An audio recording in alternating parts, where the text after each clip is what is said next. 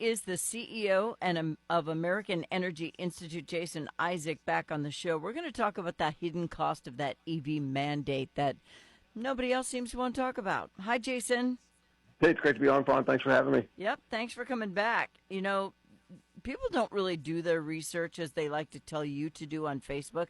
You should do your research. It's like, it's kind of what I do for a living for now. So I would like for people to do their own research and listen to what you have to say about the hidden cost of this EV mandate. Because I, for one, not only don't want an electric car, it's not feasible for me, it wouldn't work for me, but there are a lot of hidden costs here, aren't there? Yeah, there really are. And, as a former legislator in Texas, I actually worked on policy in 2011 to create a state subsidy for electric vehicles. And I was sold this by the lobbyists, like there's the least among us that they're going to be able to get electric vehicles. There's going to be a $25,000, $30,000 electric vehicle, and think about all the economic opportunities it's going to create and all these jobs it's going to attract. Well, now I'm trying to make amends by really trying to pull the layers of the onions back because I made a mistake. What it turned out is I was giving taxpayer dollars away to wealthy individuals to buy very expensive electric vehicles. And it's not just the state subsidies that pitch in a couple of $1,000s. The state portion of it is closer to the average is about $2,500 per state. But when you look at all the benefits that EVs receive, every single EV sold in 2023 is receiving $94,000 in support from taxpayers, utility ratepayers, and purchasers of internal combustion engine and traditional gasoline and diesel vehicles. Every time you go buy a new car, Fawn, and that's why today the oldest cars are on the road they've ever been. It's 13.6 years old is the average age of every car on the road today. That's older, safer, less efficient vehicles, putting people at danger, increasing the cost of maintenance. And it's because of every gasoline vehicle that's sold has about over $2,000 add-on just to subsidize EVs for wealthy crazy. Individuals. Well, and you know what? I had a girlfriend of mine has one of these, and she's like, well, I haven't put gas in my car for over a year starting in October of 2023. And I said, yeah, well, how much was your electric bill? And it was crickets.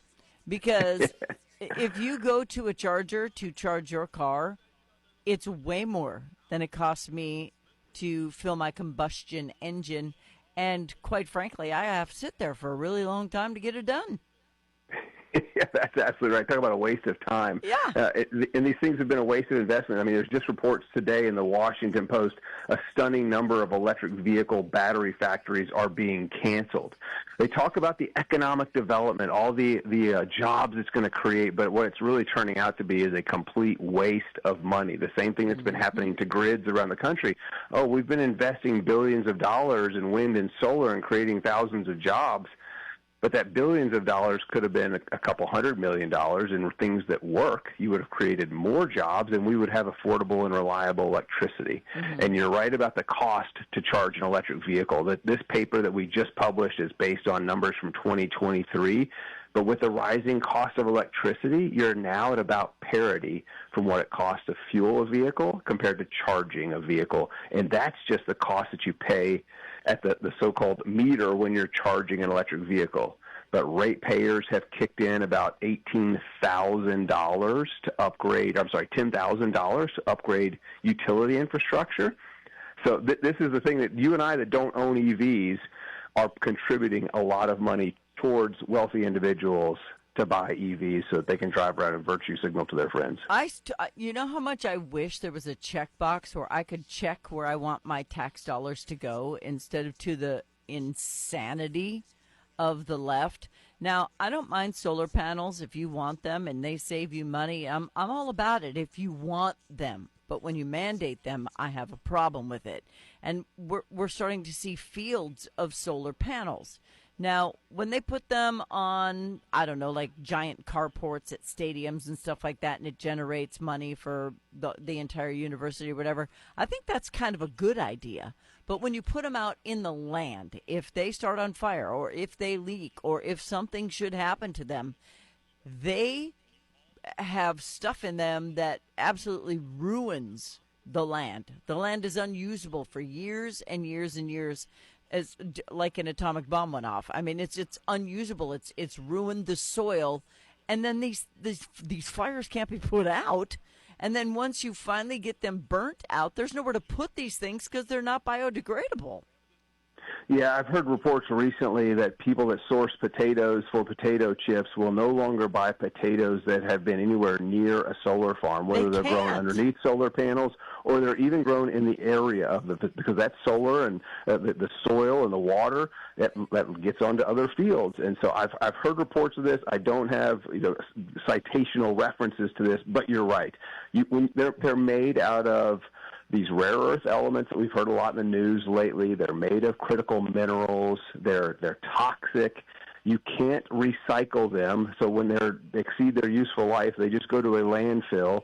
But there's specific examples of 2,200-acre fields in Texas getting 100% destroyed by a hailstorm. Yep. And these were only a couple of years old. You talk about a waste of millions of dollars, and you're damaging the soil, potentially damaging our water supply, all in the name of virtue signaling and the climate Kool-Aid called decarbonization. Yeah, I've got someone coming on next week, so I don't want to spoil the oil here, but they're not even talking about how many eagles and stuff are being killed by their flappery windmill crap. But the hidden cost of this EV mandate is about, what would you say, for each taxpayer over a 10-year period? Well, so every single EV is receiving just over $94,000. So every car? Every single EV is receiving $94,000 from you and I. So the average EV sells for about $53,000. So tack on almost another $100,000 in the true cost of what it is to make that vehicle. And that's not even counting the billions of dollars of losses that companies like Ford and Stellantis and GM are losing to make these vehicles so that they can try and comply with the federal corporate average fuel economy requirements. The mandate's going away under Trump, except for California, because they're going to mandate everything. Can you imagine? I know a lot of people who live in California who are not wealthy. They can't afford an electric car. But what they're going to do is get rid of gas stations and put in charging stations. So you're going to have to go so far to get gas that you're going to somehow have to figure out a way to get an EV. So unless they're going to start giving those out like welfare checks, I don't know how that's going to happen in California. Yeah, fortunately, there's a lot of attorneys out there that are smarter than I am that are working on this particular issue. And what California is doing with its clean air requirements through the California Air Resources Board is affecting commerce in other states, and that's a violation of the Constitution. So I think California's requirements are going to be repealed, even though they say they only apply to the state of California. That's not true. They're imposing laws in the state of California that affect every single state in the nation, and I think they're going to be overturned. Unfortunately, it's just going to take some time for litigation. Yeah. And just yesterday, a congressman filed a bill to get rid of their California clean air requirements that affect other states. So we're already seeing some of our recommendations from this paper, the policy recommendations, whether it's through the executive office or congressional or state and local actions. We're already seeing some of those put in place, which is a big win for the consumer, the ratepayer, and the taxpayer. Well, Jason, I lived in L.A. for 5 years, and I'm telling you, anybody who gets stuck on the 101 in an electric car and is low on juice, do you know how incredibly screwed they are? Because unless they're going to put these things, a charger every mile along the freeway, and somebody has a half hour to sit there and charge their car, I don't know what they're going to do. I mean, if you could zap it and fill it with electricity like we can with gas in 35 seconds, that would be different. But it just doesn't make any sense.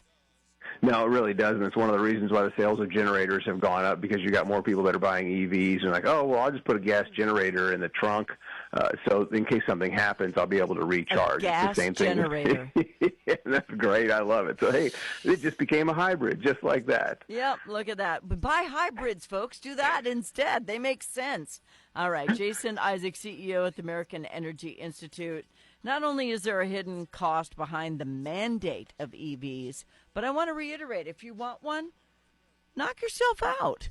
But be careful because some Libyot might come along and decide to scroll their I don't know, their some sort of message along a manifesto on the hood of your car because they're mad that you bought something Elon Musk might have made. So be careful out there.